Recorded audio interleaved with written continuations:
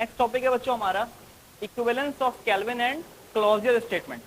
हमें Kelvin statement को और क्लॉजियस स्टेटमेंट को क्या करना है बच्चों, इक्वल प्रूफ करना है। ठीक है, अब ये टॉपिक जो है ये एग्जाम के हवाले से शॉर्ट में इंपॉर्टेंट है। ठीक है, तो शॉर्ट के लिए इसकी तैयारी कर लीजिएगा चैप्टर 11 से। अब आपको क्या करना है, सबसे पहले डायग्राम आपको बनानी है। ठीक है, आपको इक्वल प्रूफ करवाने के लिए क्या बनानी है, सबसे पहले डायग्राम बनानी है। ठीक है, अच्छा ये आइडियल स्टेट है, सिर्फ इक्वल प्रूफ करने के लिए हमने ये जो सारा का सारा जो है ना एक प्रोसेस डिफाइन किया है, सिर्फ किस लिए, इक्वल प्रूफ करने के लिए। ये चीज प्रैक्टिकली एग्जिस्ट नहीं कर सकती। हमें प्रूफ क्या करना है कि केल्विन स्टेटमेंट और क्लॉजियस स्टेटमेंट क्या बच्चों, इक्वल है। ठीक है, तो मैंने कहा ये जो प्रोसेस हम कर रहे हैं ये आइडियल है, ये रियल में नहीं हो सकता। ठीक है, अब सबसे पहले आपको ये बात समझनी है कि केल्विन स्टेटमेंट क्या है और क्लॉजियस स्टेटमेंट क्या है। ठीक है, तो आपको पता है केल्विन स्टेटमेंट क्या होती है कि अगर हम चाहते हैं हीट लेकर वर्क करें तो हमें हीट के कुछ पार्ट को रिजेक्ट करवाना होगा कोल्ड बॉडी में। क्लॉजियस स्टेटमेंट हमने पढ़ा कि अगर हम चाहते हैं हीट को फ्लो करवाना from cold body to hot body तो हमें क्या करना होगा, कंटिन्यूअस वर्क करना पड़ेगा।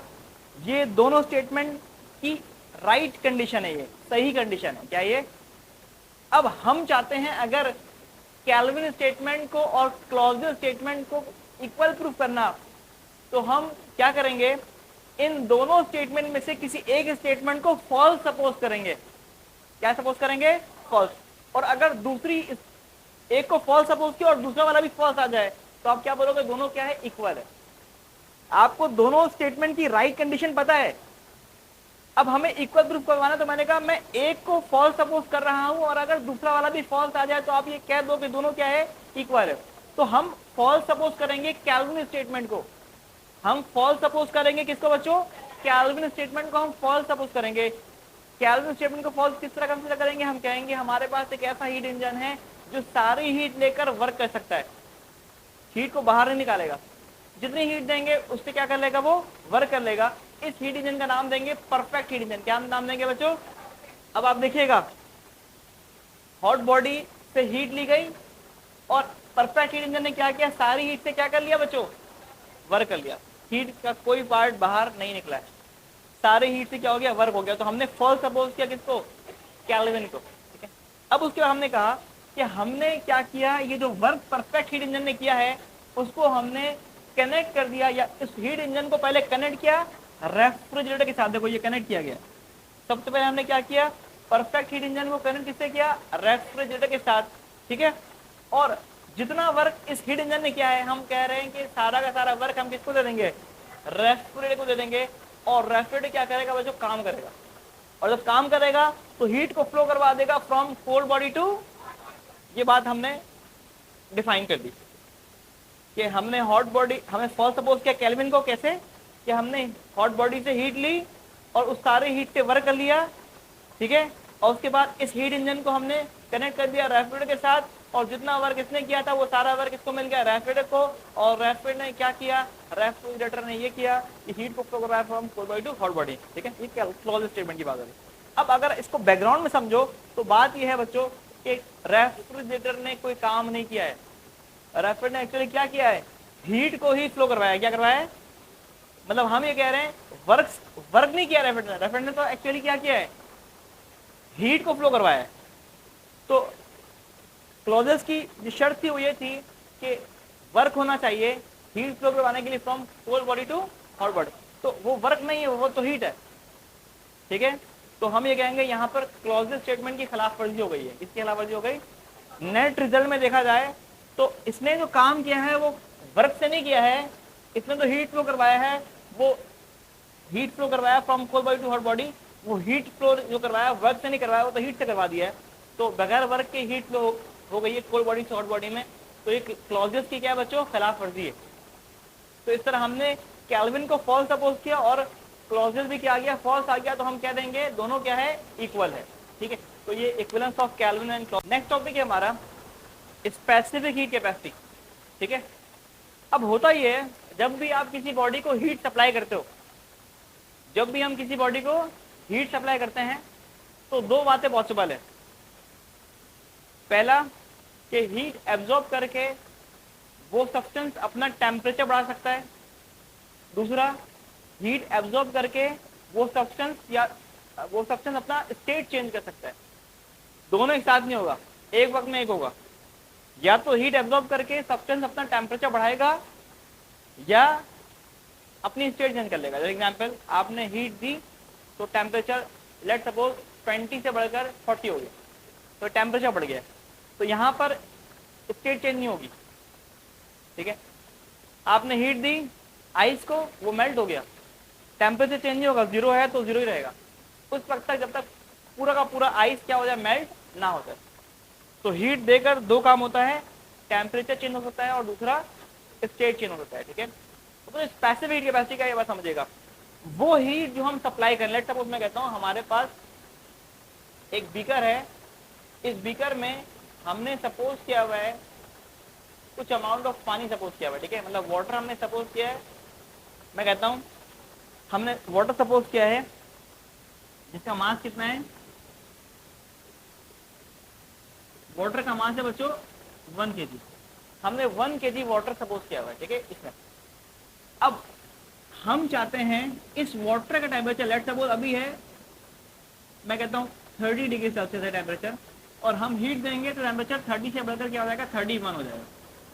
हम चाहते हैं टेम्परेचर को 1 डिग्री सेल्सियस क्या करना, हम चाहते हैं इस 1 kg वाटर का 1 डिग्री सेल्सियस टेम्परेचर क्या करना चाहते हैं बच्चों, बढ़ाना चाहते हैं। हम चाहते हैं 1 kg वाटर का 1 डिग्री सेल्सियस बढ़ाना। ठीक है, तो जो अमाउंट ऑफ हीट देंगे ना इसको, जैसे एग्जाम्पल आपने इसका टेम्परेचर बढ़ाना है तो आप क्या दोगे, इसको हीट दोगे।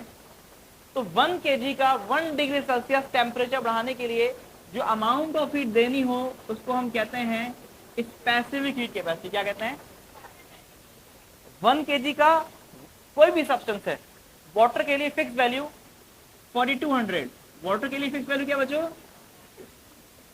वाटर के लिए फिक्स वैल्यू है 4200 जूल पर केजी पर डिग्री सेल्सियस। मतलब 1 kg वाटर का 1 डिग्री सेल्सियस अगर हमें बढ़ाना है तो हमें जो अमाउंट ऑफ हीट देनी है उसको हम कहेंगे specific heat capacity of water.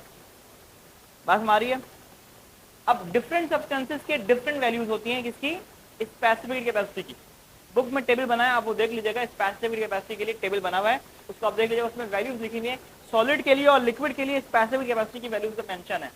मतलब ये हुआ कि टर्म जो है ना स्पेसिफिक हीट कैपेसिटी की, वो सिर्फ किसके लिए इस्तेमाल होगी, सॉलिड के लिए और लिक्विड के लिए, गैस के लिए यूज नहीं होगी। ठीक है, अच्छा स्पेसिफिक हीट कैपेसिटी को आप कैलकुलेट कर सकते हो जिस मेथड से, उसको हम कहते हैं method of mixture. Method of mixture एक तरीका है जिससे हम स्पेसिफिक हीट कैपेसिटी को कैलकुलेट करते हैं। आप सेकेंड ईयर फिजिक्स में इसका प्रैक्टिकल भी परफॉर्म करोगे मेथड ऑफ मिक्सचर का। ठीक है, तो डेफिनेशन देख ली बच्चों, वो अमाउंट ऑफ हीट जो रिक्वायर हो बढ़ाने के लिए टेम्परेचर यूनिट मास का, यूनिट मास मतलब 1 kg, 1 kg का टेम्परेचर बढ़ाना है किसी भी सब्सटेंस का, कितना 1 सेल्सियस, या कोई भी सब्सटेंस का 1 kg है उसका हमने बढ़ाना है 1 डिग्री सेल्सियस या 1 केल्विन टेम्परेचर। तो जो अमाउंट ऑफ हीट देनी है उसको क्या कहेंगे बच्चों, स्पेसिफिक हीट कैपेसिटी। बात में आगे हो गया आपको। अच्छा अब पानी 1 kg है तो कम हीट देनी है, पानी का अगर हम मास बढ़ा दे बच्चों तो हीट क्या देनी होगी, ज्यादा देनी होगी ना। Let's suppose come amount of water है तो उसका 1 डिग्री सेल्सियस बढ़ाने में कम टाइम लगेगा, कम हीट रिक्वायर होगी। 10 kg वाटर है तो उसका 1 डिग्री सेल्सियस बढ़ाने के लिए ज्यादा हीट रिक्वायर होगी, तो ज्यादा मास होगा तो हीट भी ज्यादा रिक्वायर होगी। अगर 10 डिग्री सेल्सियस नहीं बढ़ाना है मुझे, मैं कहता हूं टेम्परेचर 10 डिग्री सेल्सियस नहीं बढ़ाना है, मुझे बढ़ाना है 50 डिग्री सेल्सियस। मेरे पास है 10 kg वाटर, मुझे उसका 10 डिग्री सेल्सियस नहीं बढ़ाना है, कितना बढ़ाना है, मैं कह रहा हूँ 50 डिग्री सेल्सियस। तो हीट ज्यादा नहीं पड़ेगी, कम। ज्यादा टेम्परेचर बढ़ाने के लिए ज्यादा हीट रिक्वायर होगी। ठीक है, बात समझ आ रही है। मैंने आपसे कहा किसी भी सब्सटेंस का मास ज्यादा होगा तो उसको हीट ज्यादा देनी होगी। दूसरी बात मैंने आपसे कही किसी भी सब्सटेंस का टेम्परेचर ज्यादा होगा तो भी हीट ज्यादा देनी होगी। समझ आ गई बात आप लोगों को। अब बच्चों मैं ये कहता हूं कि इन दोनों को कंबाइन करते हैं इक्वेशन को, तो कंबाइनिंग इक्वेशन 1 एंड 2, हम इन दोनों इक्वेशन को क्या कर रहे हैं बच्चों, कंबाइन कर रहे हैं। ठीक है, और तो हमारे पास फॉर्मूला कुछ इस तरह बन जाएगा, delta Q is proportional to M delta T. आपको पता है जब भी साइन ऑफ प्रोपोर्शन हटता है तो क्या लगता है, इक्वल टू के साथ कांस्टेंट। तो कांस्टेंट हम लगाएंगे सी, जो क्या बताएगा, स्पेसिफिक हीट कैपेसिटी को बताएगा, सी क्या बताएगा, स्पेसिफिक हीट कैपेसिटी को बताएगा, ठीक है। अब एक बात और याद रखिएगा कि हम चाह रहे हैं इसकी यूनिट को डिफाइन करना, तो सी को अलग करिएगा तो क्या हो जाएगा, delta Q upon M delta T, ये स्पेसिफिक कैपेसिटी का फॉर्मूला हो जाएगा। अब आपको यूनिट निकालनी है बच्चों, तो आपको पता है हीट की यूनिट क्या होती है, जूल, मास की यूनिट क्या होती है, किलोग्राम, और टेम्परेचर सेल्सियस में भी हो सकता है क्योंकि डिफरेंस ऑफ टेम्परेचर है, क्योंकि ये डिफरेंस ऑफ टेम्परेचर है तो यूनिट सेल्सियस भी हो सकती है और केल्विन भी हो सकती है। तो जूल पर केजी पर डिग्री सेल्सियस कहें हम या जूल पर केजी पर केल्विन कहें, बात क्या है, एक ही है, ठीक है।